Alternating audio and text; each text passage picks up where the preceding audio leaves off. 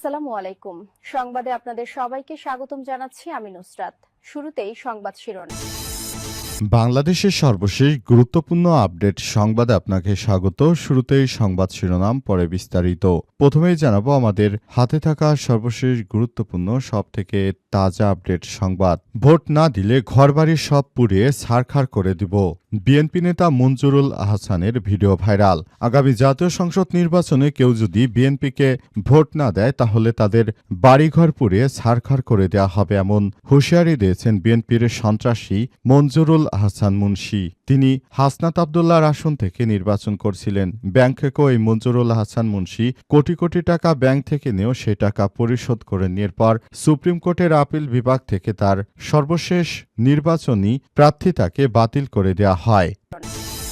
এরপর জানাবো সোচ্চারের জরিপ। আলহামদুলিল্লাহ, ঢাকা 18 আসনে এগিয়ে আছেন নাসির উদ্দিন পাটোয়ারি। আসন্ন জাতীয় সংসদ নির্বাচনে 8 আসনে 11 দলীয় জোটের প্রার্থী নাসির উদ্দিন পাটোয়ারি তিনি ঢাকা 8 আসন থেকে প্রতিদ্বন্দ্বিতা করছেন। তিনি 16% বেশি ভোট পেয়ে নির্বাচিত হবেন বলে সোচ্চারের জরিপ জানিয়েছে।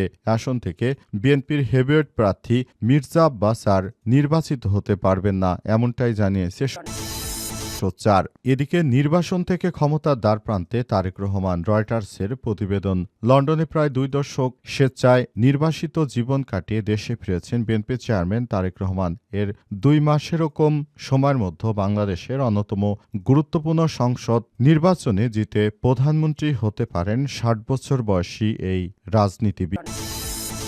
জানাবো জামাত আমিরের বিরুদ্ধে অপপ্রচারের নিন্দা ও প্রতিবাদ। বাংলাদেশ জামাত ইসলামের আমির ঢাকা 15 আসনের সংসদ সদস্যকে নিয়ে বিএনপি অপপ্রচার করছে, এগুলোর বিরুদ্ধে সবাইকে সোচ্চার হওয়ার আহ্বান জানানো হয়েছে। তারা জামাতের আমিরকে নিয়ে মিথ্যা ও অপমানমূলক প্রচারণায় মত্ত হয়েছে।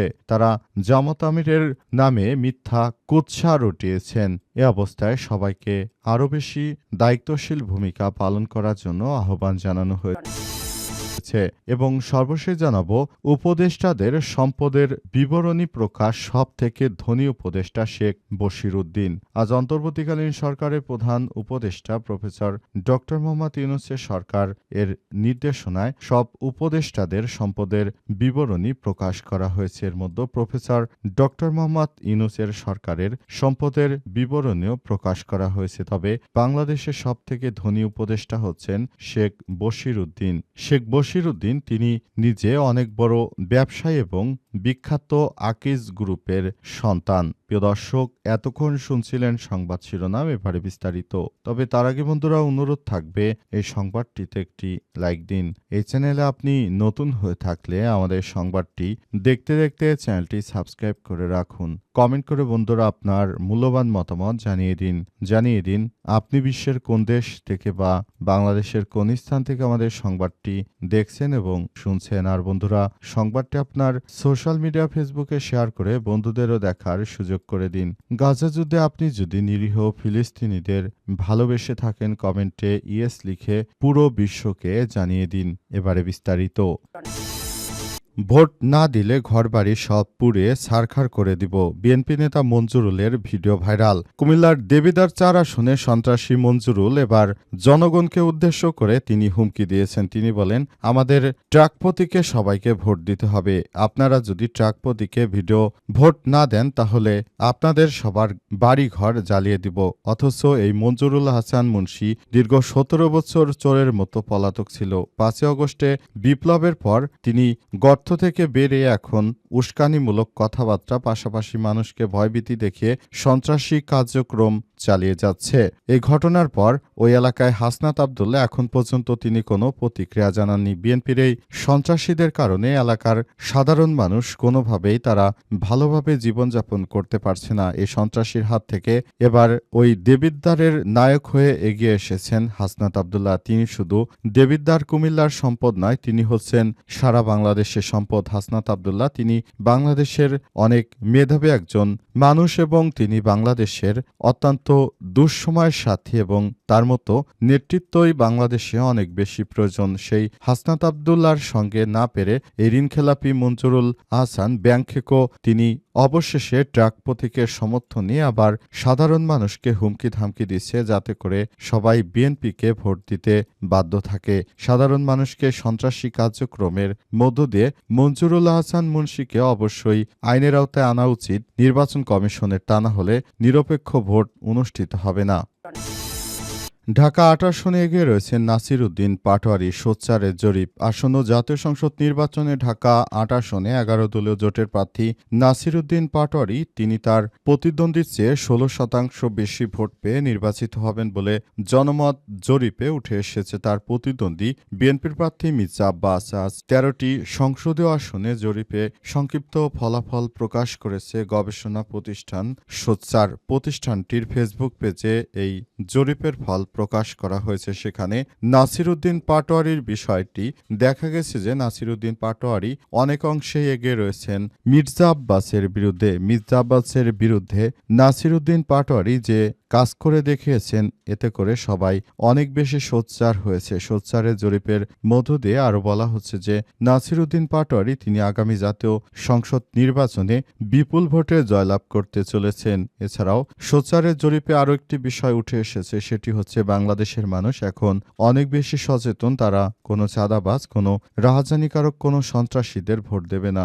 সন্ত্রাসীরা আগামীর বাংলাদেশ যেন গড়তে না পারে এমন বিষয় সোচ্চারের জরিপ থেকে উঠে এসেছে। সোচ্চারের জরিপে আরও সাধারণ মানুষ জানিয়েছে যে দীর্ঘদিন আমরা এই রাজনৈতিক দলগুলোকে ক্ষমতায় দেখেছি। আমরা মনে করি আগামীর একটি যে সুন্দর বাংলাদেশ গড়ে তোলা হবে সেই বাংলাদেশটি হবে অবশ্যই দাঁড়িপাল্লা এবং ন্যায় ইনসাফের পক্ষের একটি সুন্দর বাংলাদেশ। আর শাপলাকলি যেহেতু দাঁড়িপাল্লার সঙ্গেই মিশেছে, সুতরাং হাদির ওই আসন থেকে যত ভোট রয়েছে তার ম্যাক্সিমাম ভোটই নাসির উদ্দিন পাটোয়ারি পাবে। এতে বিএনপির নেতা মির্জা আব্বাসের কপালে চিন্তার ভাঁজ পড়েছে। এখন হাদির মতো চাইলে ওই আসনে আসলে নাসির উদ্দিন পাটোয়ারিকেও সরিয়ে দেওয়া সম্ভব হচ্ছে না, কারণ নাসির উদ্দিন পাটোয়ারি ইতিমধ্যেই জনগণের মনে জায়গা করে নিয়েছেন। নাসির উদ্দিন পাটোয়ারি তিনি অত্যন্ত মেধাবী এবং দায়িত্বশীল একজন মানুষ। তার হাতেই আগামীর বাংলাদেশ নিরাপদ বলে মনে করছে ওই এলাকাবাসীর পক্ষ থেকে। তাই সোচ্চারের ব্যক্তিদেরকে আরও জানানো হয়েছে যে ইনশাআল্লাহ আমরা নাসির উদ্দিন পাটোয়ারির উপরই ভরসা রাখতে চাই। যেমনটা মাওলানা মামুনুল হক মোহাম্মদপুর থেকে নির্বাচিত হতে চলেছেন, পাশাপাশি ঢাকা ১১ আসন থেকে নির্বাচিত হতে চলেছেন এনসিপি নেতা নাহিদ ইসলাম। এছাড়াও কুমিল্লা ৪ দেবিদ্বার আসন থেকে হাসনাত আব্দুল্লাহ জয়লাভ করতে চলেছেন, এমনটাই তাদের জরিপ থেকে উঠে এসেছে। রয়টার্সের প্রতিবেদন। নির্বাচন থেকে ক্ষমতার দ্বারপ্রান্তে তারেক রহমান। বিএনপি চেয়ারম্যান তারেক রহমান তিনি দীর্ঘদিন ধরে শেখ হাসিনার কারণে লন্ডনে পলাতক ছিলেন।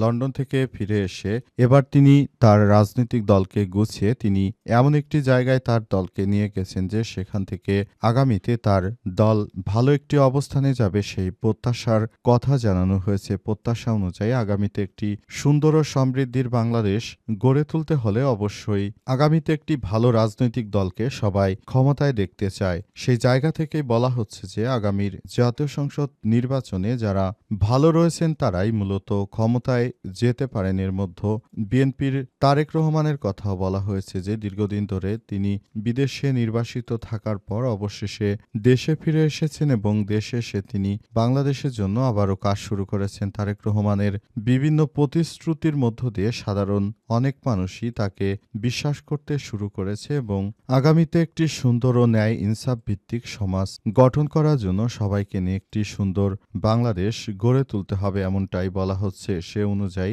সবাইকে নিয়ে আমরা সুন্দর একটি বাংলাদেশ গড়ে তুলতে চাই এমনটাই বিভিন্ন রাজনৈতিক দলগুলো তাদের বিভিন্ন আলাপচারিতার মাধ্যমে জানাচ্ছে। তবে প্রকৃতপক্ষে আসলে আগামীতে কারা ক্ষমতায় আসবে সে বিষয়টি এখন পর্যন্ত নিশ্চিত হওয়া যায়নি। অন্তর্বর্তীকালীন সরকারের প্রধান উপদেষ্টা সে বিষয়ে ইতিমধ্যেই বার্তা দিয়েছেন এবং তিনি জানিয়েছেন আগামীতে যে দলই ক্ষমতা আসুক না কেন প্রশাসনকে সর্বোচ্চ নিরপেক্ষ থাকতে হবে। একটি নিরপেক্ষ সুন্দর বাংলাদেশ আমাদেরকে উপহার দিতে হবে। আগামীর বাংলাদেশটাকে সবাই মিলে একটি সুন্দর অবস্থানে নিয়ে যেতে চাই। বাংলাদেশের ডেস্টিনি হবে সিঙ্গাপুরের মতো, যেভাবে সিঙ্গাপুর মাত্র অল্প কিছু বছর ধরে তারা স্বাধীনতা পেয়ে তারপর কিভাবে সিঙ্গাপুর আজকের এই অবস্থানে চলে গেল সে বিষয়টি সবাইকে ভাবতে হবে। আগামীতে ভালো একটি রাজনৈতিক দলের হাতে ক্ষমতা যদি যায় সেটি বাংলাদেশের জনগণের জন্য আরও ভালো কিছু অর্জন করা সম্ভব বলে মনে করা হচ্ছে।